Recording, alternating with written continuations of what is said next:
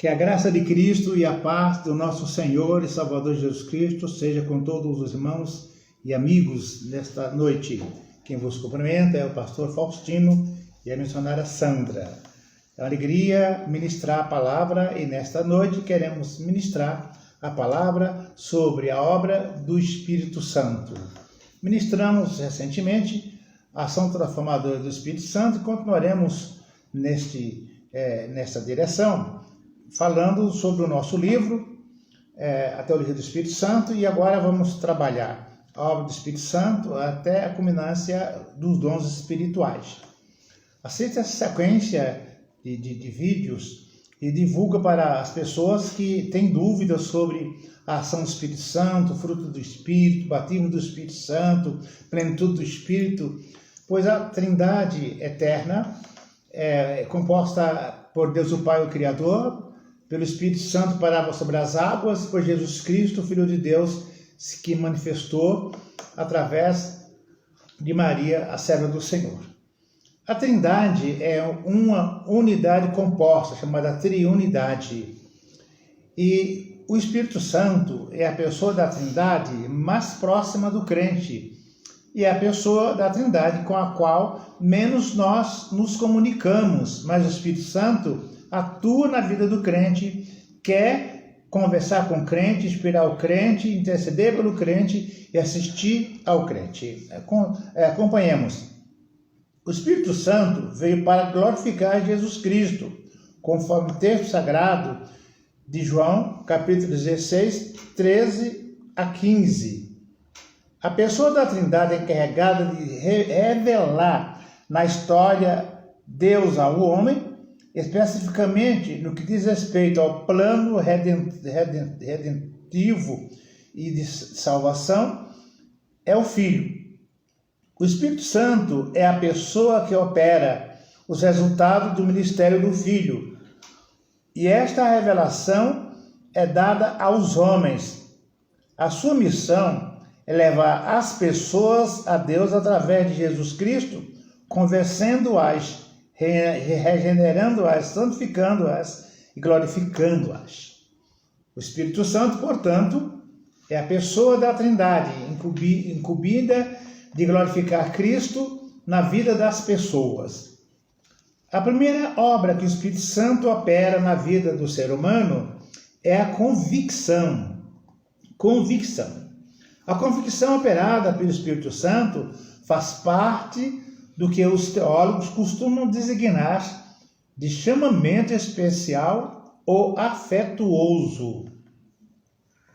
O trecho fundamental quanto à própria convicção efetuada pelo Espírito Santo é Evangelho de João, capítulo 16, versículos 8 ao 11.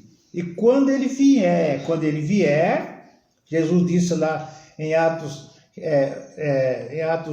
1:8, quando ele viesse, ele convenceria, aliás, quando ele derramasse sobre a igreja o Espírito Santo, os apóstolos seriam testemunho de Jesus em Jerusalém, Samaria, até os confins da terra.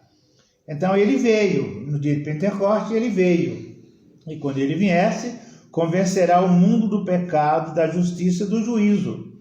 Outros textos importantes incluem Atos 2, 37 e 38, e 1 Coríntios 14, 24 a 25, e 2 Coríntios 10, 3 a 5, e Evangelho de João, capítulo 3, versículos 19 e 20. Apocalipse, capítulo 3, versículo 19, emprega a convicção no sentido de convencer por uma repreensão que convence a pessoa da realidade do seu erro, a fim de conseguir o arrependimento. Já em Mateus 18, 15 ao 17, emprega-na no mesmo sentido, indicando que a finalidade é o restabelecimento do relacionamento do homem com Deus. Em face do tema na Bíblia, essa obra do Espírito Santo visa efetuar o restabelecimento do pecador com Deus. É fazer o efeito religatório, de religar, de reconciliar, de aproximar. para convencer profundamente de certas realidades, operar a convicção visa primeiramente as pessoas ainda não regeneradas, mas também faz parte da experiência do cristão ao pecar. É obra sobrenatural, porque somente o Espírito Santo é capaz de sua realização. Não é obra do pregador, não é obra de testemunha, não é obra de missionário, não é obra de pastores, é obra do Espírito Santo e esteja ligada à propagação, à pregação e à ministração da palavra de Deus.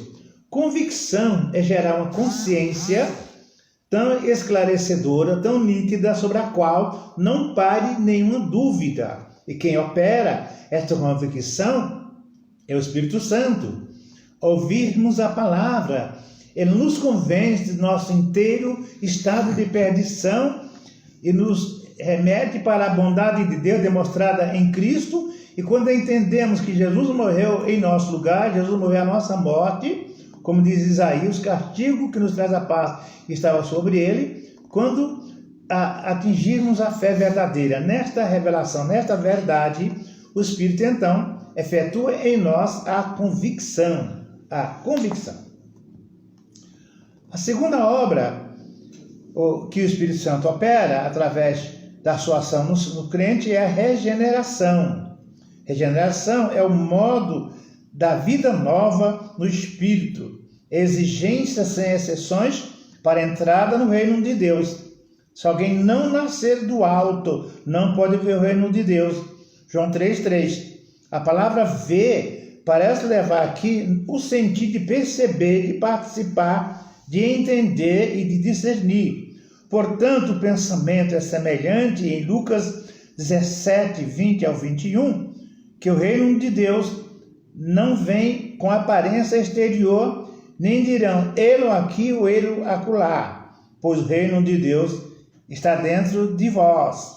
O reino de Deus aqui é a dominância da palavra de Deus em nossa vontade, quando o nosso querer é sempre querer o querer de Deus, está de acordo com Mateus 6, 9, quando falamos ou quando oramos oração do Pai Nosso, o Pai Nosso que está nos céus, santificado seja o teu nome, venha o teu reino. Este reino não é o reino escatológico, é o reino de dominância, que a palavra de Deus, que a vontade de Deus prevaleça sobre o homem adâmico, para que o homem regenerado, o homem cristológico, cristocêntrico, bibliocêntrico, prevaleça sobre o homem carnal, sobre o homem adâmico.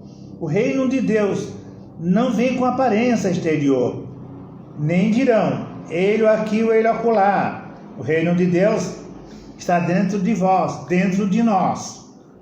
Isto indica que a nossa regeneração acontece por ocasião à altura da ação de Cristo em nós, como ensinam os textos sagrados. O homem tem de entrar no reino no momento em que ele aceita a vida de Cristo por sua morte, porque o salário do pecado é a morte.